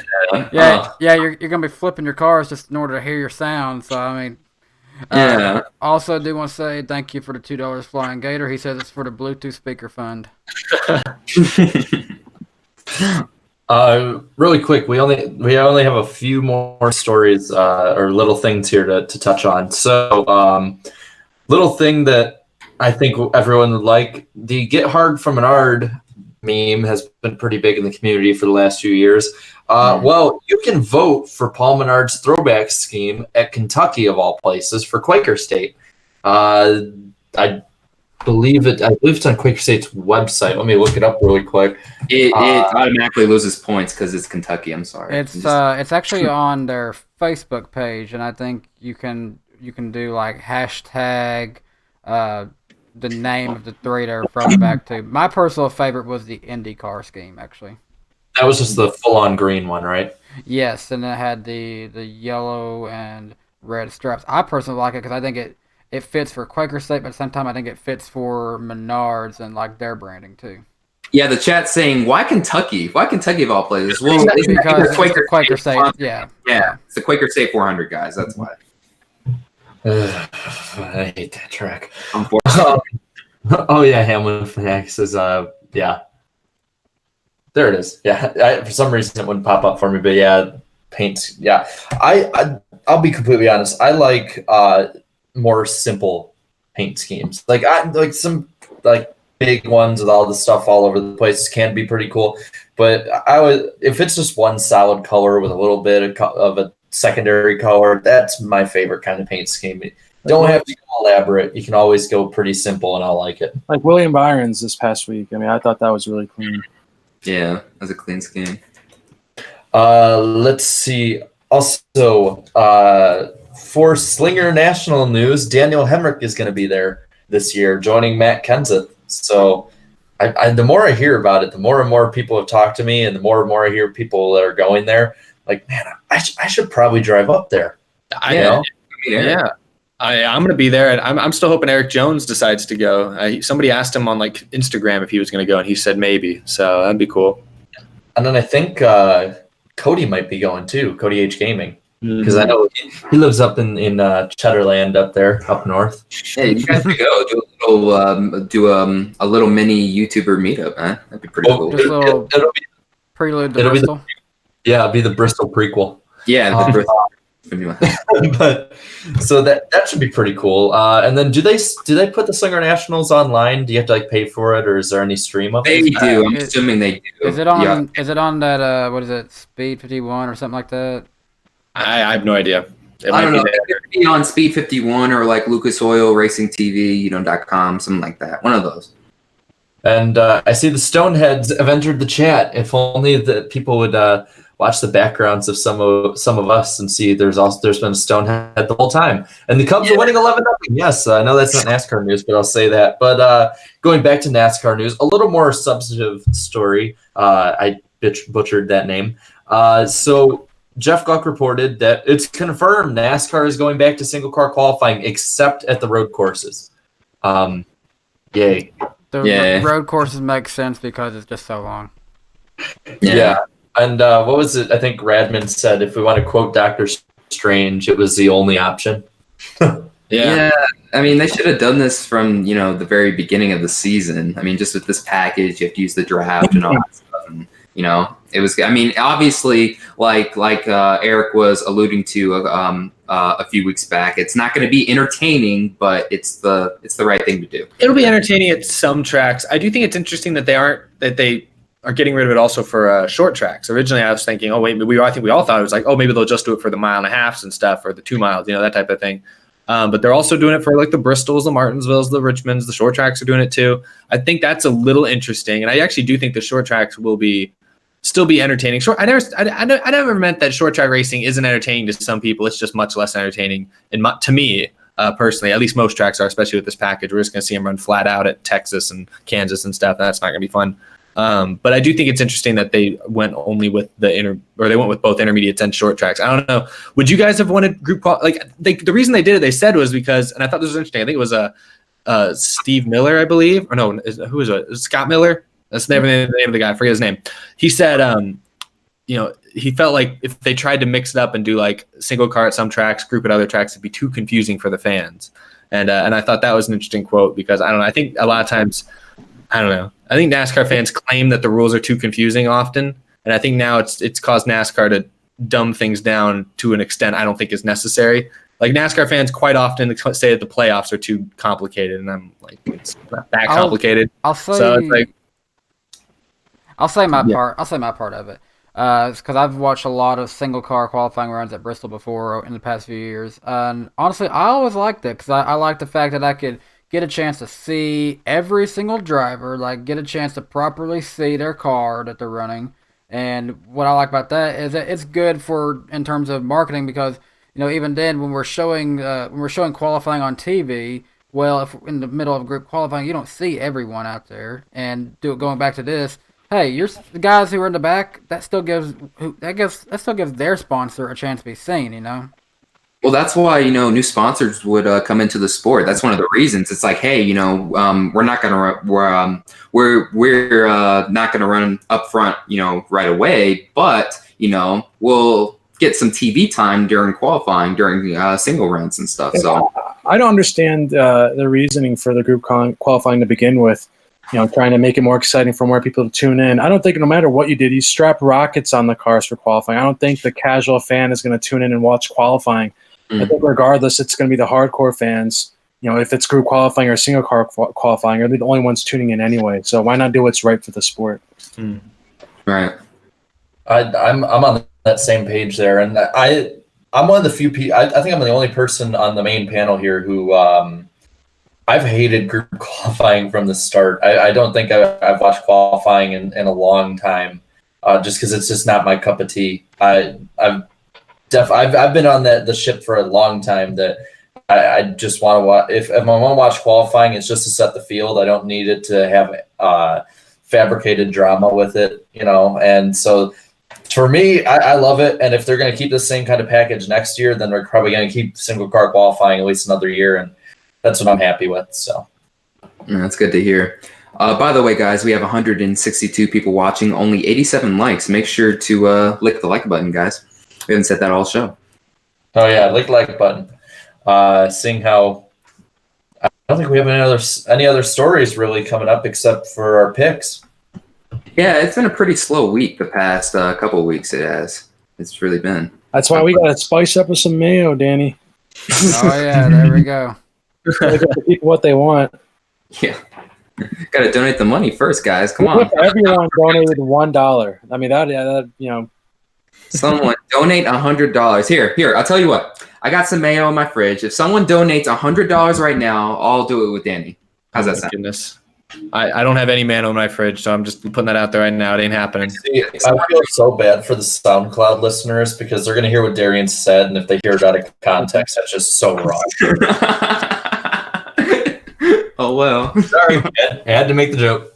I haven't cussed, so, yeah, that should be pretty fun. But let's go right into picks if we don't have anything else to bring up other than mayo shaming. Nah, let's do it. All right, who wants to go first? Because I don't want to. Danny, go first. Danny, go first. Who's going to suck?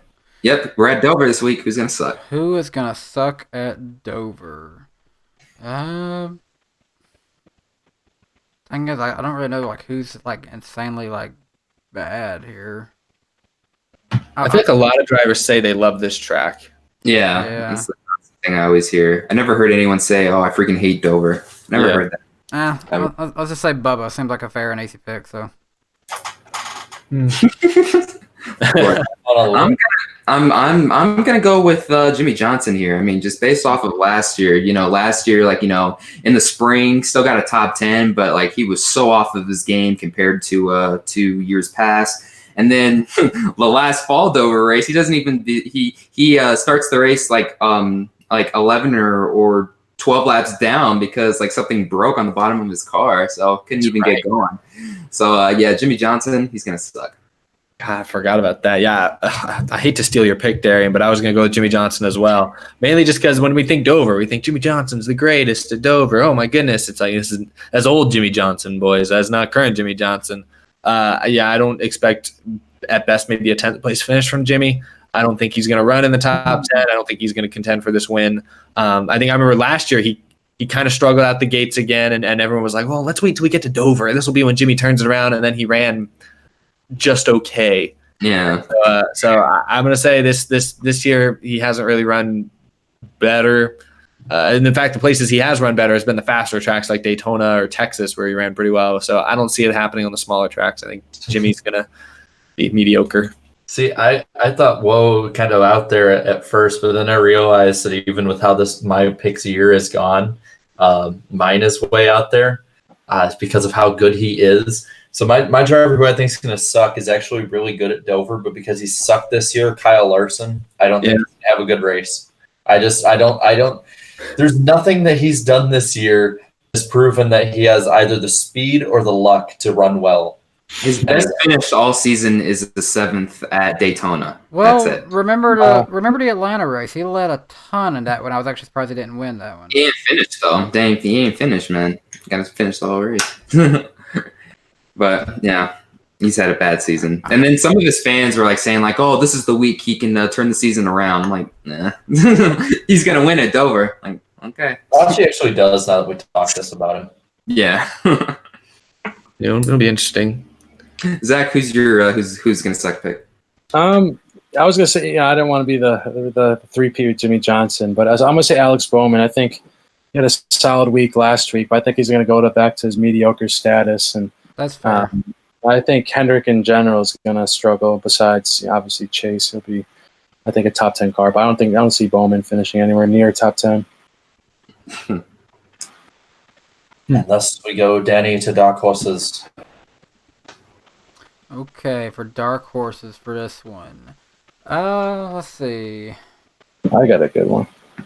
I think my dark horse I'm gonna go with for this one is gonna be a driver who has ran pretty good at Bristol. I can't remember exactly how good he's ran here. I think he's Dover? Yeah, like I'm saying he's ran good at Bristol, which is like kind of a similar like shorter track to this. I can't remember how. I think he's had some good finishes here at Dover, but I think Ricky Stenhouse could be a good one to watch for this kind of track. It kind of suits into his driving style. I'm gonna go with Ty Dillon. Yeah. Oh my God, dude! Yeah, I'm gonna go with Ty Dillon, man. You know, coming off his second stage win of the season, and also two seasons ago, he did lead some. Yeah, he was leading some laps in the spring 2017 Dover race. So you know, yeah, he was involved in the huge wreck, unfortunately. But yeah, you know, Ty Dillon, he does have some history of running well here. So gotta go with Ty Dillon. I feel like I've picked this guy as my underdog more than I picked anybody else, but I'm feeling good about it this week. I think this is a good chance for him. My pick finished had 2 top 10s at this track in both races last year, including a top 5. I think he's on a better team now than he was last year as well, at least individually a better race car. Daniel Suarez is I think he's still 12th in points. 12th in points, yes. He didn't have a flashy day, but I think he finished 10th he finished 12th at Talladega, so he played it safe. So I think Daniel Suarez ran well here last year in that 19 car. He's in better equipment now. He seems to just be rolling pretty steadily. I think he's a top 5 contender for Sunday.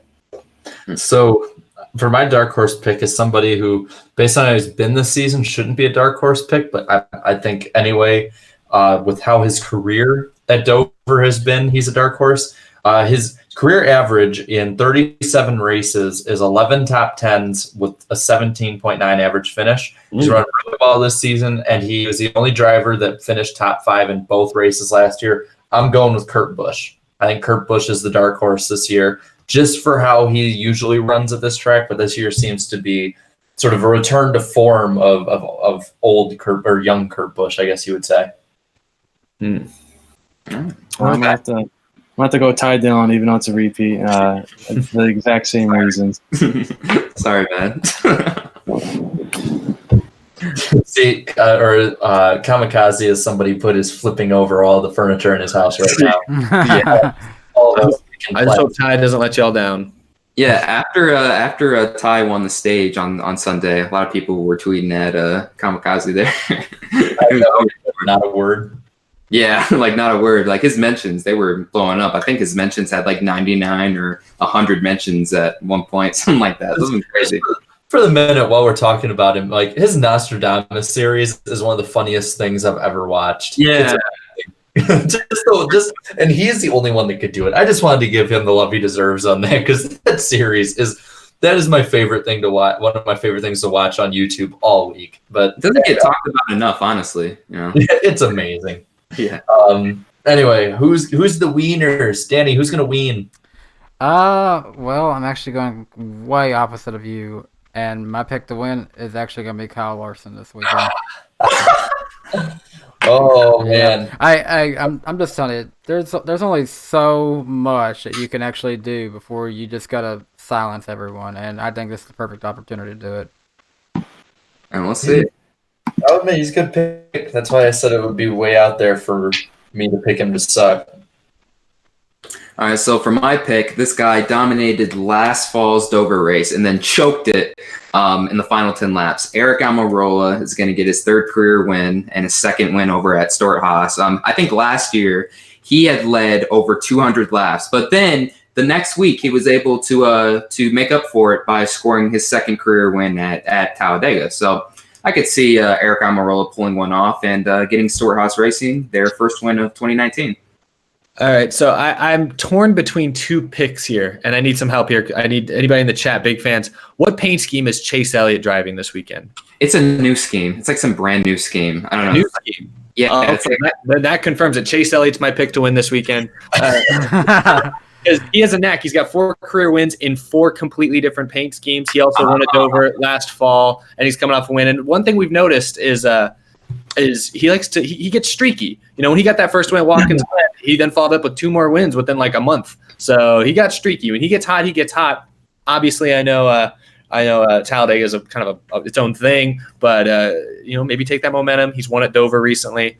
And he should have won the fall Dover race in 2017. Remember, that's the one he choked and Busch beat him. So we know he's good at Dover. I think he finished second at Dover also in 2016 in that battle with Larson and Kenseth. So Chase Elliott's historically, this might be, I'd be curious. I didn't do enough research, but I wonder, this might be his best statistical track so far. It is actually. I could definitely say that. He got the pole at Bristol. It's like very similar, just on a smaller version. So, I mean. Yeah, so my other pick was going to be Kevin Harvick, but because Chase Elliott's in a unique paint scheme, I think that means he's going to win. It's Napa Brakes. That's right. It's that like yellowish and black. Yeah. Oh yeah. Okay. I don't think he's ever ran that before, so good pick. It makes collecting a whole lot easier for Chase Elliott people. That's for sure. And also, his average finish, Mason puts in the chat, is 5th place. So. Oh yeah. Sure thing. Wow. That's like Jimmy levels. My pick is somebody who's had a much better year than the previous. He's only raced Dover 4 times, but he has 1 top 5 and 4 top 10s there in all 4 races. I'm picking Daniel Suarez. He'll be my pick to win this weekend. Ooh, okay. I'll get on the Suarez bandwagon this week. I'll get on there. I think that he'll get it done, and he'll finally start shutting some people up about why he's in that good ride. And if he did that, he'd be the first Stewart-Haas driver to win this year, correct? Oh, wouldn't that be something? Yeah. Oh, he would. Yeah. Wow. Yeah, okay, I'm picking Suarez just for that. I'll root for him just for that. I don't know. He hasn't convinced me he's my pick yet, but Zach, go ahead. I'm gonna pick Kurt Busch. I think he's been running very consistently. Doing a lot in a ride that really, shouldn't, it's not a bad ride, but shouldn't be that consistent. I think it's banking on it's going to be a late race restart. I think he wouldn't be afraid to move somebody, so I'm going to pick Kurt Busch. Nice. All right. I want to see Kurt Busch win. I like Kurt Busch, especially since he's a fellow Cubs fan. Hey, I thought he was going to win Bristol, so, he might. Let's see. Oh my gosh! I think we've hit the end of our stories. Yeah. Oh wait, hold up. Oh, I have one more. So for this weekend, Rick Ware Racing is they have a third entry. It's a 53 car. I don't know. Oh. There's no driver announced or anything. Like I don't know. It's just like one of the most random entries ever. Why would they not? Why would they not have it for last weekend at Talladega? That's what I was thinking, and I don't think they have a whole driver announced yet. It's basically an unsponsored 53 Chevrolet, and I have no idea who's going to be running it. Maybe Cody. maybe. Go I'm ahead. sorry. I was gonna say maybe Ray Black Jr. is finally coming to race for him because I remember that article from like late 2017. It said he was going to run full time for them in 2018, and it never happened. Oh, the chat's saying Herbie. They're saying Herbie is going to drive. Well, Cody Kempter was saying, according to Nostradamus, apparently BJ McLeod is going to win the race. Oh gosh. Oh yeah, and also shout out to Justin Haley too. He had some really good runs. He had a good run last week. Unfortunately, got caught up in that wreck late in the race and stuff. But he was inside the top 10 for some of the race and stuff, and I thought he was going to get at least a top 15 finish. So good run for him. Somebody in the chat was saying the 53 withdrew. So. Oh well, then well, that's not a surprise. It's Rick Ware. Yeah, that's something we could talk about a little bit. The rookies both finished top 5 at Talladega this last weekend. Well, not all the rookies. Tiff wrecked, but the other two that are most talked about ran well. That was kind of fun to see, at least. To be fair, I keep forgetting that Matt Tiff exists. So I haven't seen him since the duel's really on TV. So yeah, that's pretty cool. Ryan Preece needed that, and also so did Hemrick. He desperately needed that, and I just want to say this. I think it's so unfair that some of you fans, after 10 races, will call a rookie a bust right away. It makes no sense. Especially with like mediocre equipment. Like RCR is not great, Yeah, like come on, guys. Don't call someone a bust like 10 races in now. Priest, I think, is the highest rookie in points. I'm looking at 24th. Hemrick is 26th, and Tift. I only have the top 30, and Tift isn't on the list. Oof. Are there even 30 full-time cars? Well, shoot. Corey LaJoie is 29th in points right now. Yeah. Where's Matt DiBenedetto? Because he was struggling earlier. 25th. Oh, he's still struggling. Whoa. Where's Bubba? Where's he at? 28th. He's wow, behind. DiBenedetto is doing better. David Reagan's doing better. Oh my god. Another rookie. Someone pointed out. What about Tanner Berryhill? Remember Obica Racing? Remember them? They were supposed to run the whole season. Still haven't ran a race yet. Oh yeah, I forgot about Obica. Yeah, still have yet to run a race this year.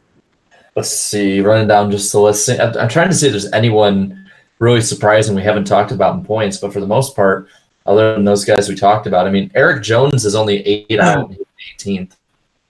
Yeah, Eric Jonesy got screwed this last race. He was up there in the top 10, then David Reagan parked in his pit stall under green, and then he got dumped by Blaney. Eric Jones, man, ain't getting any respect. Yeah, what was Reagan doing there? I don't know what he was doing there. I think he missed his pit box and then just He overshot it.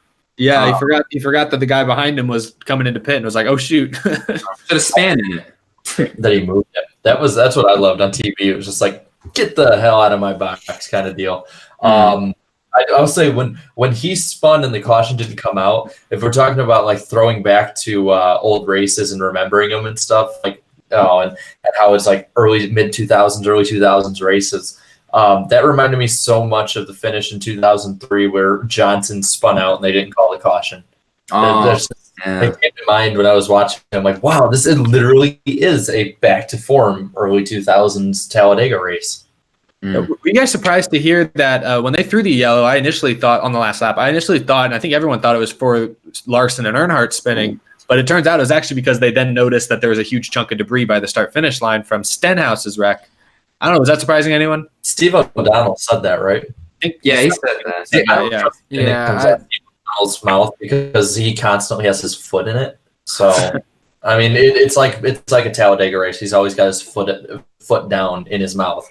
So I'm not the biggest Steve O'Donnell fan. I'll just say that every time. If you notice, anytime it's NASCAR saying something stupid anymore, it's Steve O'Donnell saying it. Yeah. So most of anything out of that. I think that they called the caution. I think they were going to let him race into 3, similar to what they did in the 500 a few years ago, and then call the caution. I don't think that it was for the Stenhouse debris. I think that was just an excuse. It timed out interestingly though, because like the moment Larson and Earnhardt started going to the inside wall, that's when the yellow light started flashing. So I think honestly they would have thrown the yellow for Larson the moment they saw him hit the wall, and especially when they started seeing him flip, assuming they had a camera on him, because it seemed like there weren't that many cameras on it. But I don't know. I guess that was interesting. I think they made the right decision not calling the caution for Jones spinning, and then for Stenhouse, I think it was smarter of them to at least wait until they knew whether or not the track was clear, because he was in the very back. What happened to Stenhouse on that rack? It looked like he just lost it. His controller died. Yeah, his controller. User disconnected. Or like what happened to Junior a few years ago, his steering wheel literally came disconnected. Yeah, it's straight into the wall, into the tri-oval wall either. Like nothing really happens there. Think it was just like, I'm in the back. Who cares? Let's just be done. Yeah. Like, I'm not going to win anyways. Might as well just wreck it up, He thought he was playing NASCAR Heat where he could cause a caution intentionally to get another restart and have another shot at it. That's what he was trying to do. He forgot he didn't have damage turned off, though. In the game. Oh, go ahead, Joe. What Carnation should do as a funny clip for it is he should have that and time it out so that as he's going straight towards the wall, it's yelling Leroy Jenkins. Leroy Jenkins. No, and then it's parked in the front. He goes, "At least I have chicken." Stenhouse like, so I'm not gonna win. All right, I'm about to head out. Throwing it back to 2005. No, but the funny thing about this is, if that ever happened in NASCAR Heat 3, the caution wouldn't have come out. It's just a single car wreck. No, there's no way a caution would have come out. No, when there's 100 cars crashing, it wouldn't. Yeah. Shoot, but by NASCAR Heat 3, what happened in the backstretch? Yeah, that's just like, keep racing. You're good. You're good. Yeah. All that stuff. Walking the mile. Anyway, yeah. I don't get me started on NASCAR Heat 3 and those games. Let's just say that. Yeah. Now the more to come from me on my channel about that. We'll just say that. You guys are Zach, did we ask you last time you were on what your favorite NASCAR game of all time is? I forget. NASCAR Thunder 2004. Yep. Yes. Hell yeah. Damn right. That's what's up. Easy. That is easy. Wasn't it Jordan? I think it was Jordan Anderson had said, because he owns a team, and he said that it's like that kind of actually helped him, the career mode on that too. That did. Teams. That did. That's crazy. That's insane. And then also during rain delays, he sometimes plays those games on his pit box, NASCAR 98 especially. So if it's raining at Bristol, guys, we know where to go. Yeah. Or Chicagoland. Or Chicagoland too for you, right? I'd say. Oh yeah, go ahead. So I was just to fill the time. Today's the 20th anniversary of SpongeBob's debut. What's your guys' favorite SpongeBob paint scheme of all time? Oh, there's that many to choose from. I'd say the 2004 one with Johnson and Kyle Busch and the Busch series. I agree. I like that one. That's my favorite. That's what I can think of. Yeah, I can't think of any. I saw on Twitter there's a few. There was a good one. I think it was an old. It might have been when Travis Pastrana was in that 60 car. It was plain, but it was like just like yellow sponge bob texture. I don't know. Cool. I seen someone in a diecast group on Facebook that actually has the entire collection of every SpongeBob card that's ever ran. I was like, that's actually pretty cool. That's pretty rare. That's pretty cool. That's such a strange partnership. In the chat, Benjamin Branscombe put The Rock. The Pioneers rode those babies for miles. Across the trail. Oh, let's see. No, I'm not gonna say that. Never mind. Bubba Wallace had a SpongeBob scheme. He did in the Xfinity series. The Xfinity series, he did. Yeah, that's the one I'm thinking of. He didn't wreck in it, but he ran in it. It still exists somewhere. Yeah, it exists. So I've got something here for Zach since he's on. We talked about rookie drivers for a little bit. Well, speaking of rookies, like just this past week here in the great area of Nashville, Tennessee, there was this little thing called the draft, and the first two quarterbacks to be drafted. The first one was predictable, Kyler Murray.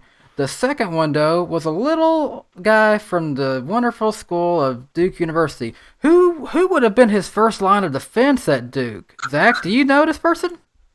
I think I know a couple guys, and that's going to be my claim to fame telling my kids, 20 years in the future when DJ's a multi Super Bowl champion. You know, he's I think he's going to surprise a lot of people. He doesn't have the name recognition as a lot of the other guys, and you know, people look at quarterbacks at face value, and you look at highlight tape film, and you're just not he.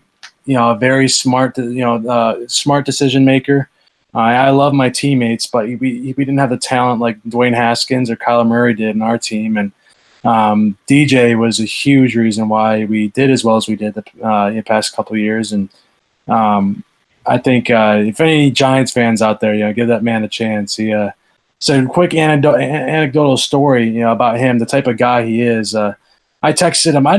I wasn't expecting the Giants to take him that early, to be honest. I texted him 5 minutes before he ended up getting drafted, and you can only imagine what someone, you know, a first-round draft pick's phone is probably blowing up, you know, the night of a draft, let alone 5 minutes before he gets drafted. And he texted me back a minute later, and you know, just on a night like that, even something little like that was really impressive to me. He's just a good teammate, good dude, and I think he's going to do really well in the NFL.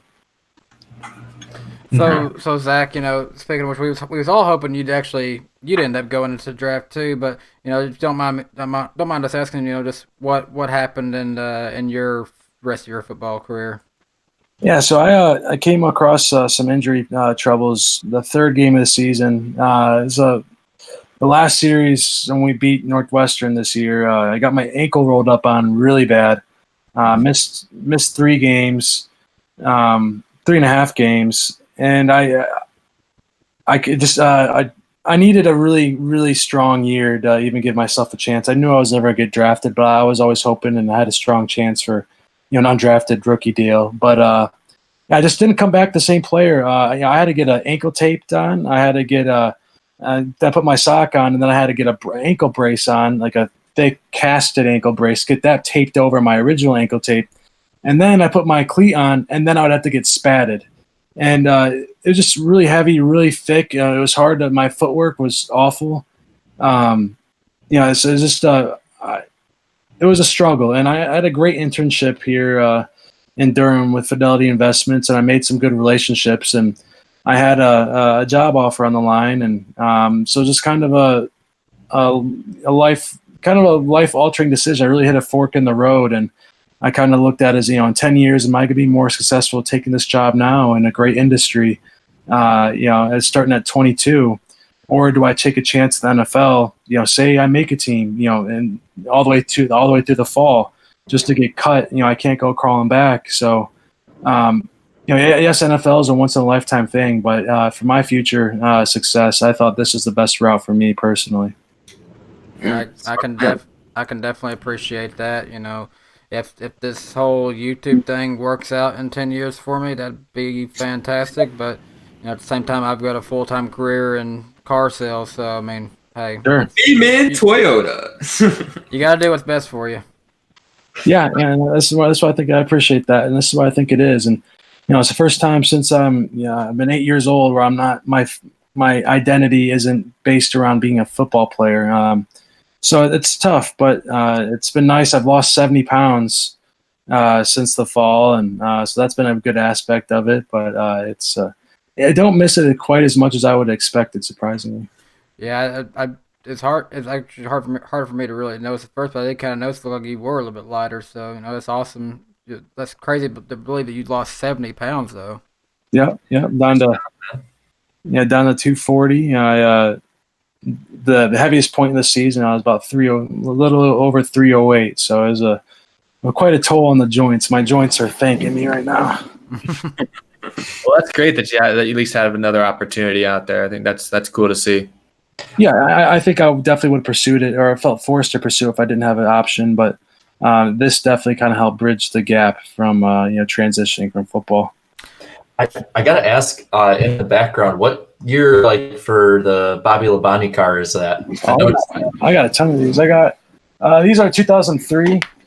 I got just the OG. Then I got his Jurassic Park one. And then one of my most interesting ones. So Derek LePage, in 2005, whoever was in Gibbs, I couldn't run a race. Was that Darlington? I might have been at Darlington. So Bobby Labonte ran the FedEx scheme one time only. That was Lowe's 2005. Yes. Oh, Lowe's, yeah. So Charlotte. No, he was leading the whole race. Just get passed by Jimmy Johnson in the last lap, and I was pretty devastated back in the day. And I got another pretty neat one, and then I got his Coca-Cola scheme. So big Bobby Labonte fan. This is my pride and joy right here. I remember staying up that night for watching that race, cheering for him, and being so Junior had already crashed that race. I remember. I just remember like cheering so much for him and thinking he had it, and then like in that last second, Johnson pulled ahead. I was so devastated because back then I hated the Hendrick guys. I couldn't stand Gordon or Jimmy Johnson, and yeah, I remember crying that night. It was pretty sad, honest to God. But yeah, it's because growing up a Bobby Labonte fan, I didn't really get to see him win too much, or that I actually remember. And that probably would have been one of his last wins there. You know, he left after 2006. So. It was a bummer. That's it. There's always that moment. I think all of us, like, I guess I want to ask everyone on here, like, what was that first moment where you just like had the complete heartbreak, where like your favorite driver is about to win, didn't, and you're just like completely devastated? For me, it was Dale Jr. 2006 at Talladega. That was my first taste of true heartbreak as a Junior fan, in my opinion. Yeah, I was going to say that one too, like the first real one. Yeah, there was like, a few moments before that race, in 04 and 2005. But yeah, 2006, that was like the first, gut puncher there, man. I had quite a few. Well, for me, and they were all very recently, over the span of about a year or two. First and foremost, Kenseth, 2016 Daytona 500, led the entire final stage of that thing, and coming around in turn 4, missed the block on Hamlin, lost that one. Kansas, when he got spun by Logano, was a little disappointing. But the worst one was 2016 Phoenix, a win leading the race in the final restart to lock himself into Homestead, gets dumped on the restart, which was mainly him and his spotter's fault. A little bit Bowman's, a little bit Bush's, but yeah, that one was one that made me. That was just a couple years ago. That made me so mad. I walked like a mile and a half across campus just to go. Like, it was weird. I just decided right then I need to go stuff myself with Cane's chicken fingers. That's it. And I spent like an hour just sitting in that restaurant, like twiddling my thumbs, just kind of. that was a rough one. You're like that meme with SpongeBob. Literally, honestly, yeah, literally. I was like, I ate my chicken. I was like, I still don't feel fulfilled. He's still win. So, yeah. There were 3 moments that for Dale Jr. that really stand out in my mind. The first one was maybe one not as many people remember. 2009 at Michigan in the fall, and I mean he had everything set up. He's good to go. He's running fast on the high line. I mean, he has nothing to worry about. Everyone else is worried about saving fuel, and I mean he's passed everyone. Gets all the way to second. I'm like, okay, Vickers, you ain't gonna make it. He made it. Vickers somehow still made it, and he did, like Junior. I felt like he should have got that one, but he didn't. And then one I think hurt more was the 2 times in 2011. He had the lead up until 4 laps to go, and then Harvick went right by. And then again, the 2011 Coke 600 had the lead coming down the backstretch, ran out. Then Harvick again went by. So. I think the interesting part about that year, both the Indy 500 and the Coke 600, both National Guard cars lost the lead for the same reasons. On the last, I thought that was pretty interesting. That forever is going to throw me for a loop. How that managed, like, I want Vegas to show the odds of that, because it has to be like over 1 in a million. And I want to do the inverse of that question really quick, and then we can probably head out. So, and I'll start off like, so for you guys, what was like the most fulfilling moment as a fan? For me, I've said it before. It was being at this race and seeing Junior win in 2012. That for me was like the pinnacle of being a Dale Jr. fan. I think the only thing that could have been close for me beating that is if he'd won the championship. The 2014 Daytona 500, that's the one. He hadn't won in almost 2 years at that point, and he was just dominant throughout that whole race there. And then you had the rain come and stuff, and just staying up, and then realizing like, oh, he's gonna win the 500, man, he's gonna win again. So that was pretty epic. I think for me, it was the 2010 July Daytona Nationwide Series race, because there had been so much hype just over the fact that Dale Jr. was going to run the 3-car, and the fact that he led so much of it, and just he won it. It was in a time period that was just like so bad for him, like personally, and then he got that win. It's like I just felt so good. It was rigged. That's why. I mean, honestly, looking back on it now, I'm like, I watch it now that I'm older and matured. I'm like, there was like, I feel like Logano could have tried to pass him, but he was not about to try it. Yeah, he would have been alive. Yeah, similar to yours, Darian, with the staying up late for the Daytona 500. Kansas 2012 win was huge for me, but the only race and really the only moment I can remember in sports history as a fan I cried was when he won at Phoenix, his second to last race with Gibbs, because that was just like, that was pretty special. That was pretty remarkable, because he hadn't had a good year at that point. That was one of maybe the worst year of his career since like his rookie season, and he'd run well enough to get some wins, but just hadn't worked out. And I just, given especially because I just mentioned how the year before Phoenix was so devastating, it was kind of quite a turn to have that Phoenix. Great. Yeah, mine would have to be Hamlin's not necessarily my guy, but I root for him. That's be the 2016 Daytona 500. I think that's one of the best finishes in NASCAR history, and it was so exciting. I thought there'd be no chance for him to get that type of run that he did, and it just I don't know. I thought that was that had me out of my seat for an hour after that, calling my brother, my dad back home, and that was pretty cool. Oh, Rusty would probably disagree with you on that. Rusty Walrus probably disagree with you on that, Zach. In his live streams when he's like doing Heat 3, it's like he'll have goals like get a win, finish in the top 10, take out the 11. He actually literally took, because I did do that Missing Ring series, and he took a clip out of that video on top of a track with him laughing at Denny Hamlin. Yeah. There he is. And he says hashtag anyone but Denny. Yeah, he's in the chat. I love you. You're awesome, man. I'll say this, like one of the big moments that I cannot believe I was there for was the night that Denny Hamlin became so hated for wrecking Elliott in what could have been his first win. I mean, I can't believe I was there to see that in person. I can't believe I was at the one with Kenseth and Logano when Gordon's last win. Oh, man. That was incredible, man. So just the way that everyone started cheering with Kenseth that day became the most popular driver in NASCAR. Like, and the thing is like, people, I don't know how many people maybe in the chat have been there, but like MRN was so angry at everybody for cheering. They're like, and we have a lot of bloodthirsty fans here in the stands. You could tell it was Dave Moody, of course. Of course, it was Dave Moody. Yeah. And so we had Sirius XM on, and Dave Moody was on later while we were driving home because we drove through the night. And it's like the bloodthirsty fans they had out there. It was just if anyone who liked that needs to leave NASCAR. And it's like honestly, like it being completely objective, I shouldn't like that, but it was awesome. It was so awesome. It was awesome. Yeah, that was pretty cool. It was amazing. Just because, like, we all saw it coming. Like, everybody was watching. It's pretty nice looking back on the great memories. And then, of course, I saw someone, I think it was Rusty Walrus, mentioned this in the comments earlier. Like, I got engaged at the 2017 night race at Bristol long before I became Danny B. And then, I include Homestead as part of my honeymoon. So, I mean, it's a big part of my relationship right there. For sure. And then I do want to say one thing.